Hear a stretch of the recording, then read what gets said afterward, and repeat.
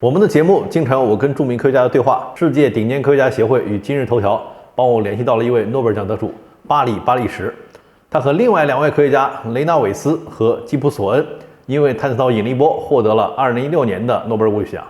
实际上我以前就见过他们。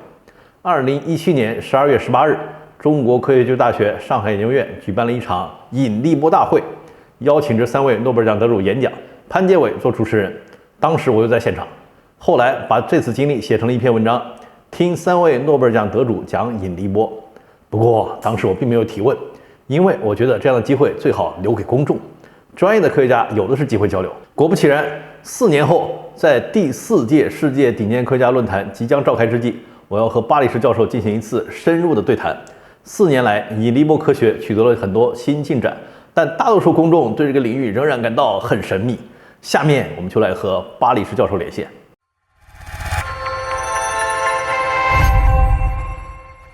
That's so interesting. Yeah. So the story of detection was really amazing. So the first signal of gravitational wave was detected on September 14th of 2015. So only several days after LIGO was upgraded to advanced LIGO, right? So this was a astonishing luck. So you made a lot of effort of check to make sure that this was not a mistake or a fake event injected by someone. So you didn't announce your results until February 11th of the 2016. So at that time, China was in the vacation of the Spring Festival. But the Chinese people spread the news with great enthusiasm. So by which I was deeply impressed. But on the other hand, there is still some doubt on your results after that. So what's the situation for now? How do you think about this kind of skepticism? Well, let me answer that kind of roundabout a little bit. First, there is no controversy now. So let me say that from the beginning. We've now detected about 100 examples of gravitational waves as of today. So when you see the first one, people can question, but now we've seen many with many checks. And so now it's not a controversy. At the beginning, there was first, as you said, we turned on the device, which we had improved just days before we made the first detection. And so even ourselves, not outsiders, I had to be concerned whether or not the instrument, which had many changes, was making some sort of signal by itself. And we had to do checks to understand that wasn't so. Secondly, there's always the possibility, or at this point, there was the possibility that maybe somebody actually put these events into our data. And so we had to spend time to prove to ourselves 2 things. One is that the apparatus wasn't just generating things by itself, because it was a new apparatus. That took about 1 month of doing various tests to understand this and acquiring enough data so that we could understand that it doesn't make signals like that. And we did that. The second is that we traced the signals from the first event, not from our computers, but going backwards, because we have a record of it all the way back into the apparatus to prove to ourselves that it came from the apparatus and not from somebody who wanted to fool us by putting it somehow into our data. And we did both those within about 1 month or so after the detection. That doesn't get us to February. It gets us to October or something like that. And then once we were convinced that we had seen an event, then we were selfish. So what does that mean? We were selfish. We were selfish because rather than announce that we saw something to the world and let other people figure out what it is, we wanted to spend all the time we could ourselves to understand the physics of the event itself. And we did that And if you read the article published in February, it makes a very nice description that it was two black holes, what the probability was that it was background, and some features of the event, how far away it was, and so forth. And that all came out of this analysis. And we wanted to do that. We were selfish, not let somebody do it, just saying we saw something and nothing. The third is that in science, especially on an important discovery, you need to publish it in a reputable journal. And so we then, after we were convinced and had done the physics, which got us to maybe sometime in almost November, December, then we said we would write it up as well as we could and submit it to a journal. In our case, the journal that we chose was the American Journal of Physical Review Letters, which is a very prestigious journal, and one that we wanted to make allowances to let us write a longer article than they normally require. They usually have a limit. Only 4 pages. But we asked for, without telling them the result, we asked for a longer article for a reason. And the reason is that we knew that we would have a much broader audience than experts in this field that had to read this article. So it had to be written so that the technical experts had the information they needed to assess it. And the people, maybe more like you or people otherwise, could at least understand a lot about what we did.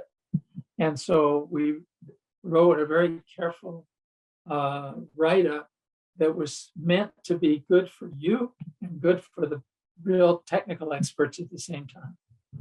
We finished that just before the American holidays, which are over Christmas and New Year's. And when we then were ready to submit it to the journals told us that they couldn't get it refereed because it was holidays. Yeah. So we didn't give it to them in December. We finished it December 1st, but we then held it till January because we wanted to keep it secret. And we submitted it to the journal in January. It took another 2 weeks or so to have the reviewers review it. They liked it. And then we had to wait because the people who give us the money, the National Science Foundation, wanted to have this presented in a well-publicized and important news conference. And that can't be scheduled tomorrow for science, so it was scheduled for February 11th. And so that accounts for the time between September and February 11th. We announced it on February 11th, 2016. Yeah, I saw this story. Then by that time, we had already seen a second event, but we didn't announce it. And by now, we've seen almost 100 events and of different types, not just black holes. So now I think there's no doubt gravitational waves are there and the science is being pursued. But at the beginning, there was actually a serious group of scientists in Denmark who were trying to disprove our result, that we had analyzed the data wrong. And that's the way science is done. That's fine. You want somebody to be critical. They couldn't disprove it because it was right. Yes, yes. So I saw this story in your autobiography in the website of Nobel Prize. So that's a very, very interesting. But on the other hand, for some people, it's the best thing would be the signal of gravitational waves or found simultaneously with the signal of electromagnetic waves. So in that case, you can make sure that it really, there is really something. And of course, since the original discovery, and since we were awarded the Nobel Prize, but right afterwards, we announced that we had seen just what you're saying. We saw a different, black holes don't give anything that telescopes can see, but we saw instead the collision of two what are called neutron stars. Right. And luckily for us, at the same time, astronomical instruments looking at what are called gamma ray bursts, saw a signal within 2 seconds at the same place in the sky. There's an interesting point, which we don't need to calculate very much to make, and that is the signal that was seen by the astronomer was 1.7 seconds after the signal that we saw, okay? The physics is different. The physics of the gravitational waves comes from these two objects coming together. The physics that gives the light is after that, by definition, because it comes after they come together and there's nuclear physics that emits photons. So we don't know how much later, but you expect it to be a little bit later. But from this event, we also could tell, because we detected it in more than one detector, where it came from. And it came from 150 million light years away. 150 million light years is more than 10 to the 15 seconds. So therefore, within 1 second out of 10 to the 15 seconds, light and gravitational waves travel at the same speed, which is what Einstein told us. But this is a very simple proof that to very high accuracy, we now know that gravitational waves travel at the same speed as light. That's interesting. So how many events of this kind of simultaneous observation of gravitational waves and electromagnetic waves are there for now? Yeah, we have more than one event of neutron stars colliding, but the other ones that we have were a little too far away for astronomers to see. So far, that's the only one that's been seen simultaneously. Only once for now. So one for now that's seen simultaneously. Yeah. We've also seen a black hole collide with a neutron star, but which could be seen by astronomers, but that also is too far away. We can see further than telescopes. So events that we see can be too far away for telescopes to see. So if there is black hole, whether the other is black hole or neutron star, the black hole would observe other things, so that there would no electromagnetic waves, right? No, it doesn't mean there were no for the black holes. There's no by what we understand from the science, there's no electromagnetic waves. But many of these were very close, and they would have been seen by astronomers, and they don't see any signals. There's not one published paper, anyone claiming to see an electromagnetic signal from one of our black hole events. So they're truly black holes.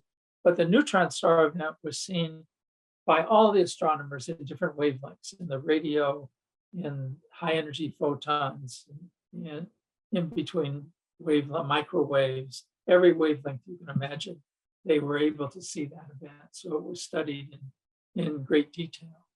And in addition, for people, in addition to the fact that we proved by this simple argument that gravitational waves travel at the same speed as light, we also might have solved a very old problem that nobody could explain. And that is how, when the Earth was formed, did the heavy elements, the ones that we like so much, like gold, platinum, get into the Earth? How did they get there? Because it's all comes from something that's out in space, but most of the universe is made out of hydrogen and helium, very light things. The heavier elements come from the stars, but the stars, we know how they burn. They burn by what's called the fusion process, but fusion only works up to iron. It doesn't go higher than iron.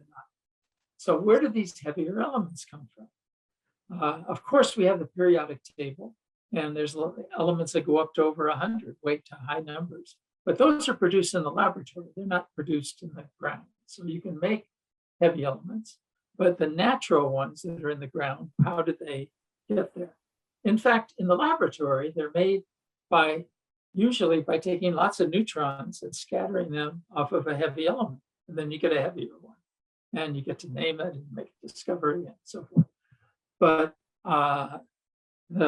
it turns out then that if we collide two neutron stars together, it's very much like the way we make the heavy elements in the lab. You take a beam of neutrons and scatter them. So by calculations, and we can't prove it yet, but the best calculations based on the single event, so it may or may not be accurate. That event made 100 Earth's worth of gold, full Earth size worth of gold just from that one collision. So collisions like that happened in the distant past are likely to be the way that the heavy elements that we like so much, like wear on jewelry and so forth, got into the Earth. Yeah, so all of us come from the stars. Yes. So this reminds me of a question. Did Virgo detect the first signal? No. No. They're not, they weren't set. They're still, our detector's considerably more sensitive. We were fortunate that the neutron star one that we were just talking about happened to be in a very favorable location for them. So they were able to see it like us. LIGO is about, I don't know, 3 times more sensitive than Virgo, which means we can see 3 times further out. And so most of the events that we see, they're not, they weren't sensitive enough. We hope that their sensitivity will improve because we'd rather have 3 detectors that are similar. Some of the technologies are different between the 2. I see. So for the first signal, you have just 2 points, just the 2 points in Livingston and Hartford, right? So how did you calculate the distance since you have 2 points? Oh, yeah, the distance is not done by triangulation. The distance is done by the amplitude of the signal. The amplitude of the gravitational wave signal is proportional to the distance. Once you determine the other parameters and know how big it is and so forth. So the detected amplitude of the signal is what tells us how far away